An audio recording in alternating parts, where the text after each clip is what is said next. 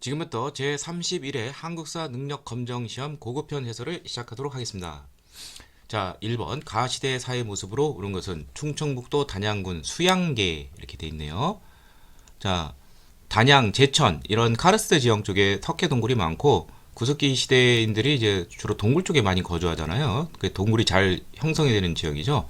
따라서 여기는 이제 구석기 시대가 됩니다. 뭐 이렇게까지 모르더라도 여기는 주먹도끼는 바로 구석기 시대를 대표하는 뗀석기이죠. 또 무슨 개자로 끝나는 거는 뗀석기라고 말씀드릴 수가 있습니다. 자, 그럼 구석기 시대의 사회 모습을 묻는 문제이고, 구석기 시대의 사회 모습은 제일 많이 물어보는 게 어떠한 거주 형태를 했느냐.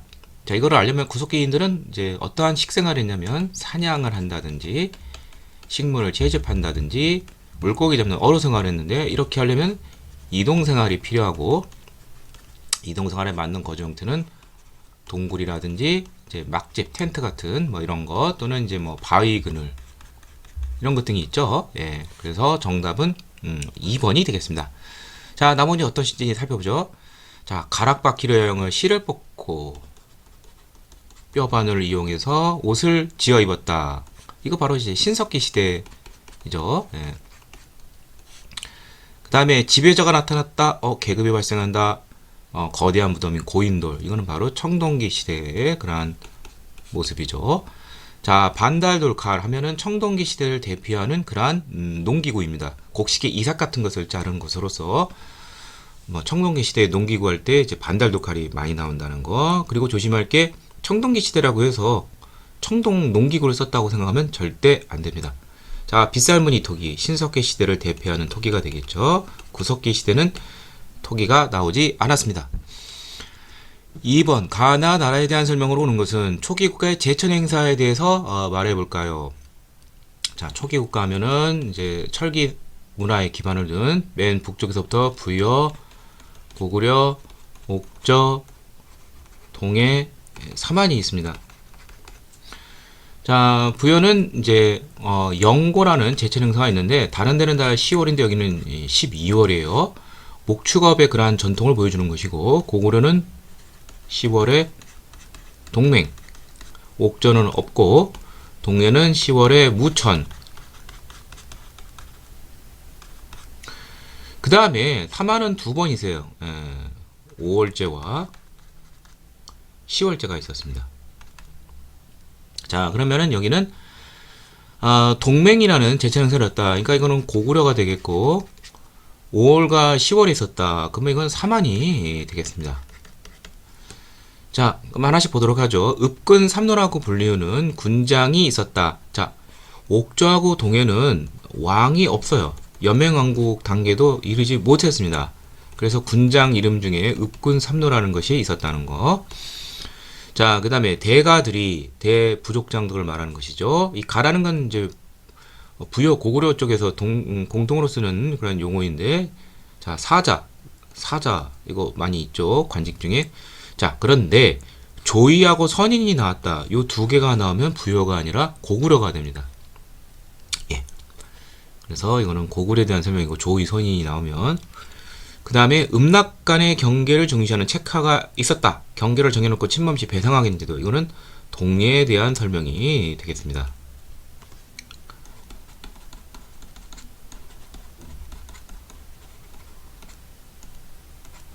그 다음에 제가들이 여러 부족장들이 별도로 사출도, 자, 뭐뭐 있냐면 말, 소, 돼지, 개의 그러한 마우 저구가가 있었다. 여기에 바로 부여에 대한 설명이죠. 부여의 사출도 꼭 알아두고.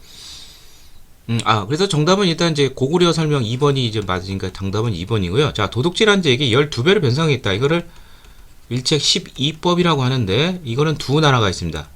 부여도 해당이 되고 고구려도 해당이 된다. 자, 그래서 정답은 2번이 되겠습니다. 3번 가 국가의 경제생활에 대한 설명으로 온 것은, 자, 김해 대성동 고분군입니다. 자, 김해에 자리 잡고 있었던 나라 바로 가야 중에서 이제 금강가야가 되겠죠. 전기 가야 연맹을 이제 주도한 세력인데요. 이거는 이제 그 가야라는 나라 자체가 이제 변환에서 나왔죠. 그래서 변한 금강가약 공통적으로 좀 알아두시고요. 이 지역은 철이 많이 생산이 되고 그 다음에 여기가 이제 그 해안가 쪽이기 때문에 일본과도 좀 가까운 그러한 교역의 요지가 됩니다. 예, 그래서 이쪽에서 이제 교역도 잘 이루어져요. 자, 철이 얼마나 많이 생산이 되냐면 이제 덩이쇠로서 화폐처럼 사용하기도 했고요. 수출도 했습니다.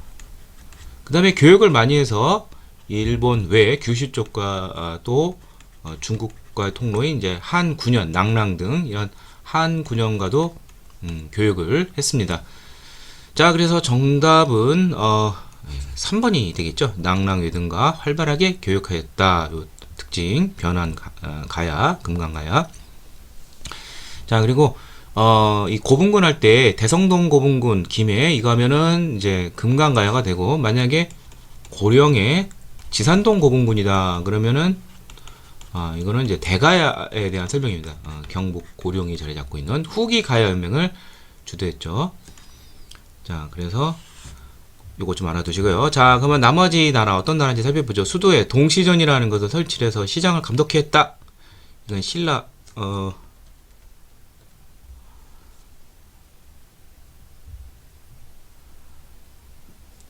자, 이건 신라 지증왕 때 그러한 모습이죠. 예.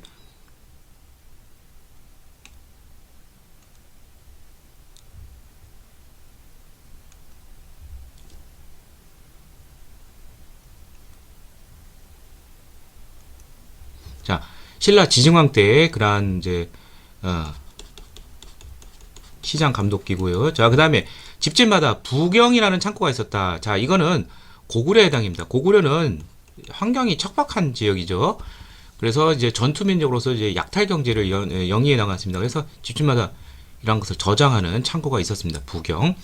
빈민을 구제하기에 고구려 고국천왕 때 을파소의 건의로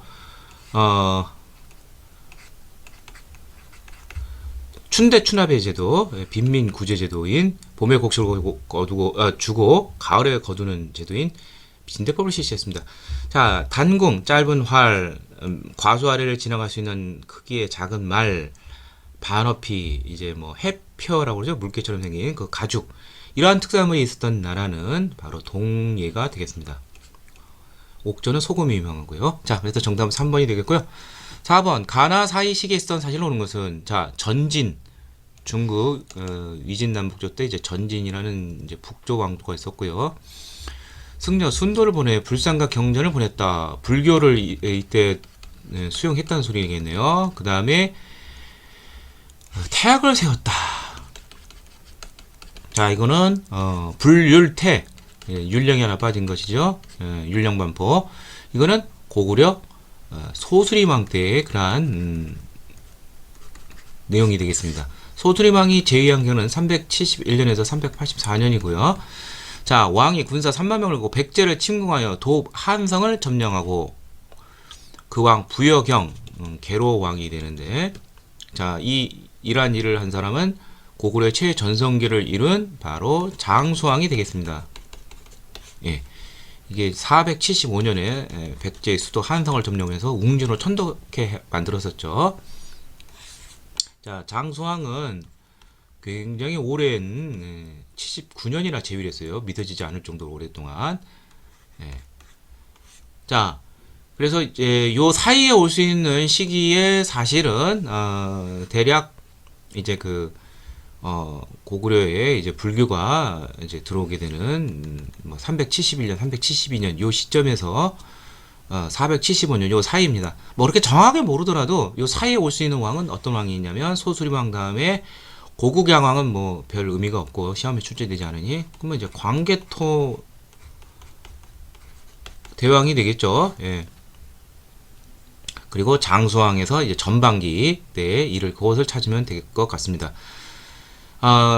그러면은 이제 그 장수왕 전반기에 이제 유명한 일이 427년에 남진 정책을 적극적으로 추진하기 위해서 평양으로 천도한 거. 요거는 꼭 알아두셔야 되죠. 그래서 6년 뒤에 430년에 나제 동맹이 이제 있게 되죠. 자, 하나씩 보도록 하죠. 그러면 백제가 신라의 대하성을 함락했다. 자, 이것은 이제 백제 의자왕 때입니다. 백제의 마지막 왕인 의자왕 때 선덕여왕 때 신라의 대하성을 642년에 점령하게 되었습니다. 이거는 결국 나당동맹을 이어져요. 당시 대하성 성주의 부인이 김춘추의 딸이기 때문에 복수를 위해서 김춘추는 고구려에서 안 되니까 당나라와 이제 나당동맹을 648년에 맺게 되었습니다. 자, 고구려가 신라에 침입한 외를 격퇴하였다. 자, 이거 경자년 400년. 이거 광개토대왕 때죠. 이때 신라 내무랑이 이제 백제의 사주를 받은 이제 왜구를 이제 친히 물리쳐졌죠. 그래서 가야까지 쳐들어갔기 때문에 전기 가야혁명이 이제 붕괴되기도 했었죠. 자, 그래서 정답은 2번이 되겠고요. 요 400년에 있었던 신라의 침입한 외를 격퇴한 사건. 이건 좀 잘 알아두시길 바랍니다. 신라가 병부를 설치하고 병부 상대동 이렇게 해서 이제 신라의 중앙 집권을 이룬 사람은 바로 법흥왕이 되겠습니다. 불교도 공인했죠. 예. 예. 법흥왕이 이제 제위하던 시기는 514년에서 540년이 되겠고요. 자, 그다음에 고구려가 대방군을 축출하고 314년 이제 이게 고구려의 이제 미천왕 때이죠. 미천왕이 한 군현을 다 모조리 몰아냈는데 이제 제일 유명한 낙랑군을 이제 313년에 그 이듬해는 대방군까지 다 몰아내서 이 땅의 한 군현을 모조리 다 몰아냈습니다. 백제가 평양성을 공격하여 고구려왕이 전사하였다. 이게 바로 소슬왕의 부왕인 이제 고국천왕이 되겠죠. 예. 그리고 백제의 왕은 백제의 최전성기를 이루는 근초왕이 되겠습니다. 바로 371년에 있었던 일이죠. 자, 정답은 2번이 되겠고요.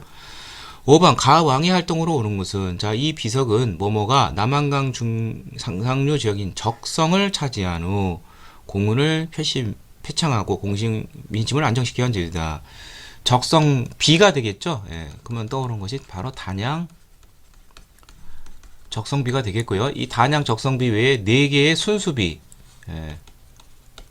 북한산, 창녕, 황초령, 함경남도 쪽에 그 인근 지역이 또 하나 마운령. 요 4개의 순수비를 세운 사람 단양적성비 외에 이게 바로 진흥왕 때의 그러한 일이 되겠습니다. 자, 그리고 이 사람의 또 업적은 이제 마지막 가야인 대가야를 562년에 완전히 소멸시키게 되죠. 자, 그럼 이렇게 자랑스러운 업적, 자랑하고 싶겠죠. 그래서 거칠부를 시켜서 국사라는 책을 저술케 하기도 하였습니다. 자, 그래서 정답은 3번이 되겠고요. 자, 나머지 어떠한 왕인지 살펴보도록 하죠. 원강에게 걸사표를 짓게 하였다. 걸사라는 것은 이제 출전을 애걸한다는 소리죠. 당시 이제 수나라에게 이제 걸사표를 해서 고구려 좀 혼내주십시오. 뭐 이렇게 한 것인데, 이거는 이제 신라, 선덕여왕의 아버지 이제 진평왕 때에 있었던 일이 되겠습니다. 그래서, 이제 그 진흥왕 다음이 이제 진평왕이 되죠. 다음이 이제 진지왕도 있곤 하지만, 예. 진흥왕, 진지왕, 이렇게 진평왕 이렇게 나가게 되죠. 그러니까 이거는 해당이 안 되고요. 이사부를 보내 우상국을 복속시켰다. 이게 이제 신라 지증왕 때죠. 지증왕 13년, 이제 512년에 이사부를 시켜서 우상국을 복속시켰습니다. 집사부를 설치하고 장관을 중시라고 했다. 가신적 성격의 품주를 개편을 해서 이제 그 왕명을 집행하는 집사부를 이제 설치한 사람은 진덕여왕 때가 되겠습니다. 진평, 선덕, 진덕 이렇게 나가죠.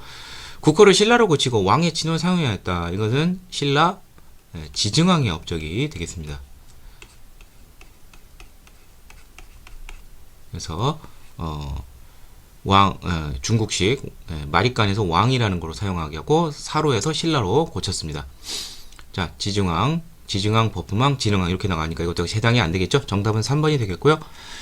6번 다음 상황 이후에 일어난 사실로 오는 것은 우리 백제군이 신라군과 연합하여 고구려를 공격하였다네. 고구려 계획한 한강령을 드디어 찾았다고든.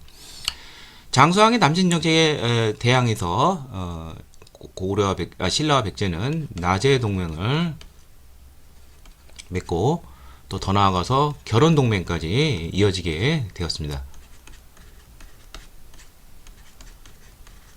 자, 그래서 고구려의 어떤 내정의 혼란을 틈타서 이 성왕의 백제군과 진흥왕이 이끄는 이제 신라군이 같이 힘을 합쳐서 551년에 한강 하류 쪽은 이제 백제가,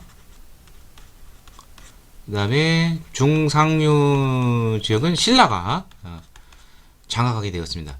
그런데 2년 뒤인 553년에 신라가 한강 전역을 다 장악하게 됩니다. 분노한 성왕은 이듬해 554년에 바로 이 신라를 응징하러 갔다가 오늘날 충북 옥천에 해당하는 관산성 싸움에서 매복에 걸려 전사하게 되었습니다. 자, 그 결과 또한 나제 동맹도 결렬이 됐겠죠. 따라서 여기는 바로 그 한강령을 찾은 551년 얘기고, 그 이후 신라의 독식과 관산성 싸움, 백제 중흥에 무산되는 그런 거를 찾으면 되겠습니다. 자, 하나씩 보세요. 신라가 금강가야를 병합하였다. 자, 이거는 신라 버풍왕 때 있었던 일이죠. 전기가야명에 맹주했던 금강가야를 532년에 병합했고요. 고구려가 수도를 평양으로 했다. 남진 정책을 펼친 거 고구려 장수왕이 되겠죠. 427년이라고 그랬죠. 자, 정답은 바로 3번이죠. 관산성 전투에서 백제가 패배하면서 나제 동맹은 결렬이 되었다. 자, 고구려가 영락이라는 독자 정견을 사용하였다. 이것은 바로 광개토 대왕에 해당이 되겠죠. 백제가 동진으로부터 불교를 수용하였다. 이거는 이제 백제 불교를 수용하는 침류왕으로서 384년에 수용을 했습니다. 자, 다음 7번. 다음 사건이 일어난 시기를 연표해서 옳게 고른 것은 손인사 유인왕과 신라왕 김범민을 육군을 거느려 나아가고 유인과 별수 두산과 부여용은 수군과 굴량을 신은변을 거느리고 웅진강에서 백강, 이게 금강이 되는 것이죠, 오늘날. 자, 주류성으로 갔다. 자, 여기서 우리 알 수 있는 것은, 자, 바로 이것은 백제 부흥운동과 관련되어 있습니다. 자, 그래서 백제 부흥운동이 이제 백배가 명명한 660년 직후부터 백강전투인 633년까지 전개를 했는데요. 여기 백강 나오죠. 당시 이제 그 백제와 동맹관계였던 이제 외 군대가 와서 부흥운동을 지원하러 왔는데 결국 여기서 대패라면서 백제 부흥운동도 실패로 끝나게 되죠. 그래서 정답은 다 3번이 되겠고요. 자, 그러면 이제 부흥운동이 중심이 된 사람 누가 있느냐? 자, 복신, 도침, 그리고 여기는 이제 부여융은 이제 당에 투하한 백제 왕자가 되겠고, 부여풍이라 가지고 이 사람을 이제 받들게 됐고요. 이들이 이제 주류성에서 활동을 했고, 그 다음에 이제 임전성이라는 데서는 이제 흑치상지라는 사람이 부흥원도 있겠지만 내분으로 자 이게 서로 죽이게 되고 흑치상지는 당에 투항하면서 동력을 잃고 결국 백제 부흥운동은 3년 만에 끝나게 되었습니다. 자, 정답은 3번이고요. 8번. 가야에 해당하는 문화유산으로 오는 것은, 자, 소재지가 충남 부여군이고, 이 탑은 목탑의 구조를 석재로 표현한 소탑이다. 그래서 목탑 양식을 그대로 재현하는데, 그렇다면은 목탑은 석탑에 비해서 좀 그 간결한 많이 나겠죠. 예, 이렇게 조각을 복잡하게 하는 것이 아니라. 그리고 결정적으로 백제 멸망후 당의 장수 수정방이 쓴 것이 백제를 평정했다. 그래서 평제탑이라고도 불리게 됐습니다. 자, 여기서 가장 좀 심플하게 보이는 것이 이게 딱 봐도 이 5번이 되겠죠. 예. 그래서 이게 바로 어떤 탑이냐면 부여 정림사지 5층 석탑이 되겠습니다. 예. 목탑의 양식을 전통을 이제 이어받은 것인데요. 석탑에서 목탑으로 변해가는 과정, 이걸 보여주고 있습니다. 자, 나머지 볼 거죠. 자, 1번은 전남 구례에 보면 이제 화엄사라는 절이 있죠. 화엄사. 자, 여기 탑신을 보면은 이제 네 마리의 사자가 이제 받들고 있죠. 사사자 3층 석탑이 되겠고요. 예, 통일신라기의 그러한 조형물이 되겠습니다. 이번은 뭐 유명한 이제 불국사, 경조 불국사 3층 석탑, 일명 석가탑이라고 하죠. 751년 8세기 중엽 경동왕 때 세워졌죠. 3번은 자 여기 보면은 이제 화려한 이제 탑신 부분에 이제 부도가 보이죠. 그것은 이제 선종 이런 것과도 이제 관련이 되어 있는데 이거는 바로 진전사지 3층 석탑이 되겠습니다.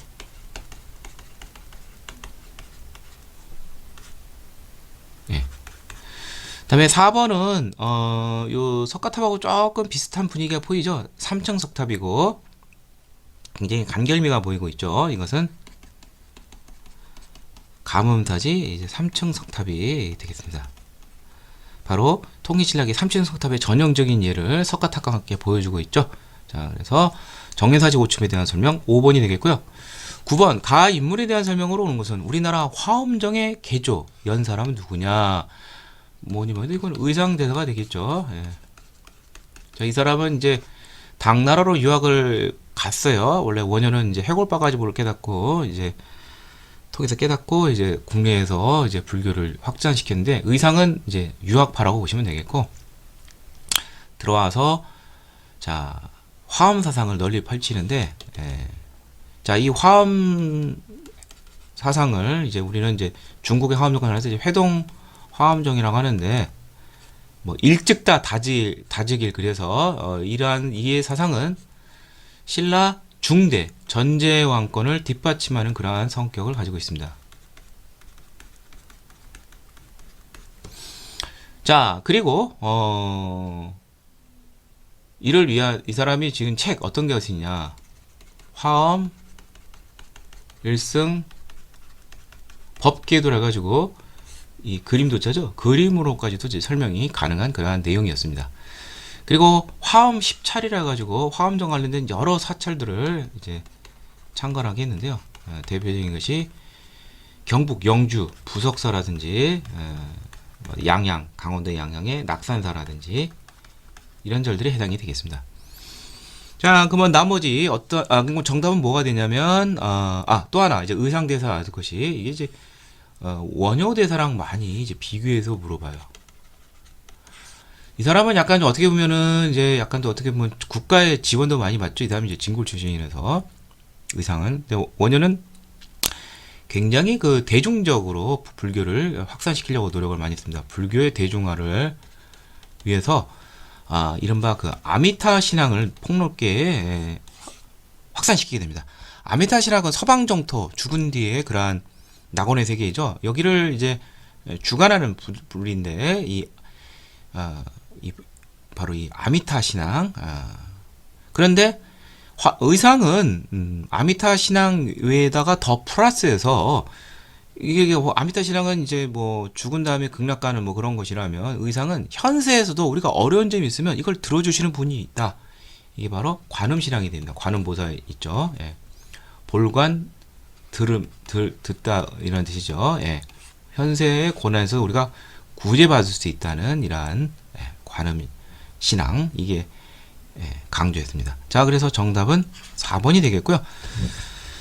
자, 나머지부터 가죠. 화왕계 꽃체에 비유를 해서 왕께 충고를 하는 걸 풍간이라고 하죠. 이걸 한 사람은 바로 원효의 아들인 바로 설총이 되겠습니다. 이 사람 뭐 이두를 정리한 거로도 유명하죠. 황룡사 구층목탑에 걸려 왕에게 건의한 사람은 선덕여왕 때 대국통인 이제 자장율사가 되겠죠. 당시 이제 백제 등 주변 여러 지역에 너무 시달림을 많이 당하자 이를 이제 불력으로 무찌르기 위해서 황룡사 구층목탑 이 구층이라는 건 이제 9개 이제 오랑캐 이것을 물리칠 수 있는 방안이 여기 있는 것이죠. 자, 그 다음에 승려들의 전기를 기록한 해동 고승전을 남겼다. 이건 고려 후기 고종 때에 각훈이라는 승려가 이제 저수를 했습니다. 1215년에 있었고요. 종파 간의 사상적 대립을 이용해 신문 화쟁론 화쟁사상, 화합하라 다툴쟁자. 외형적으로는 다투는 거지만 대승적 견제면 서로 화합할 수 있다라는 그런 내용이죠. 그러니까 이러한 사상은 조화와 통합을 강조하는 것이 됩니다. 이를 위해서 노력하는 사람은 바로 원효대사가 되겠고, 그래서 화쟁론, 또 일심사상 이런 것 등이 있는데, 이러한 화쟁사상을 잘 정리한 것이 신문 화쟁론이 있다는 거 잘 알아두시기를 바랍니다. 자, 10번 교사의 질문에 대한 학생의 답변으로 옳은 것을 보기에서 고른 것은, 자, 가는 널 방을 벽돌로 쌓고, 그러면 이거는 가는 벽돌식 무덤이고, 뭐 시험 문제에서 나오는 것이 뻔한 것은 뭐 벽돌식 무덤이 많지 않기 때문에 바로 무령광릉이 되겠습니다. 왜 그 벽돌식 무덤이냐? 중국의 영향을 받았기 때문에 그래요. 중국 남조 양나라와 통교를 하면서 벽돌식 무덤이 나오게 됐고요. 그 다음에 나는 널길이 있고 앞봉이 있고 이음길이 있습니다. 그리고 이 방 안에 이 말각 조정식, 끝으로 가면서 뭐가 줄어드는 모조리 천정 구조죠. 자, 이것은 굴식 돌방 무덤이 되겠습니다. 자, 삼국은 초기에는 뭐 고구려와 백제는 돌무지 무덤이고 신라는 돌무지 덧널 무덤 이렇게 조금씩 달랐지만 통일신라기 때 되면은 이제 또는 삼국 고구려 백제 후기에 있어서는 전부 다 이제 굴식 돌방 무덤으로 이제 바뀌어가는 자연스러운 모습을 보이고 있습니다. 이 굴식 돌방 무덤 같은 경우에는 공간이 널널하기 때문에 여기에 이제 벽화가 있죠. 뭐 사신도라든지 천마도라든지 이런 것 등을 알아두시면 되겠습니다. 자, 하나씩 보도록 하죠. 자, 가는 벽돌식 무덤인데 중국 남조 영향을 받았다. 맞죠? 기억 맞고. 그 다음에 무덤의 둘레둘레 12지 신상을 조각하였다. 자, 이거는 통일신라 이후에 볼 수 있는 모습이고요. 이제 이러한 12지 신상을 조각한 것을 주변에서 볼 수 있는 것은 뭐 괴릉이라든지 김유신 능이라든지 뭐 이런 것 등에서 이 12지 신상을 볼 수가 있습니다. 바깥과 천장에 벽화를 그리게 됐다. 자, 이것은 나에 해당하는 굴식 돌방 무덤에서 공간이 널널하기 때문에 할 수 있다고 그랬죠. 예, 그래서 이것도 맞는 내용입니다. 따라서 정답은 기억 디귿 2번이 되겠고요. 자, 나 돌굴이 어려워 금관 유리장 등 많은 껴물고가 출토했다. 이것은 신라 초기에 신라에서만 볼 수 있는 바로 돌무지 덧널 무덤이 되겠습니다. 나무 과거로 이제 관을 만들었죠. 예, 그리고 그 위에다가 그냥 돌과 흙을 막 쌓았어요. 그러니까 이거는 굉장히 도굴이 쉽지가 않습니다. 그래서 오늘날 알고 있는 뭐 천마총, 천마도라든지 뭐 금관총, 서봉대총 그런 그런 금관 이런 것 등이 이제 뭐 또 서구식, 유럽식 유리잔 뭐 이런 것 등이 오늘날 껴묵구리와 함께 많이 나오는 것은 바로 돌무지 덧널 무덤이고요. 이것은 신라 초기에 신라 전기라고 하죠. 초기라고 하지 말고 마립간 시대에서 이제 볼 수 있는 뭐 그러한 무덤 조성 양식이 되겠습니다.